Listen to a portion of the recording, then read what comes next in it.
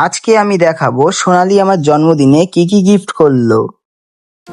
তো বন্ধুরা, গত 10 তারিখ আমার জন্মদিন ছিল। তাই আমার যে জন্মদিন ছিল সেটা আমি নিজেই জানতাম না। তাই হঠাৎ করে সোনালি সন্ধ্যেবেলা এসে আমার জন্য একটা কেক আর কিছু সারপ্রাইজ গিফট নিয়ে এসেছে। আমি তো ভাবতেই পারিনি আমার জন্য সোনালি আজকে এত বড় একটা সারপ্রাইজ করেছে। তো বন্ধুরা, আমি প্রথমে একটা গিফট র্যাপার খুললাম, দেখলাম কি সুন্দর একটা ফটো ফ্রেম। ওয়াও, ফটো ফ্রেমটা খুবই সুন্দর হয়েছে, আমার তো খুব পছন্দ হয়েছে। আপনাদের কেমন লাগছে কমেন্ট করে অবশ্যই জানিও। এতেই শেষ না, সোনালি আমার জন্য আরো অনেক কিছু নিয়ে এসেছে।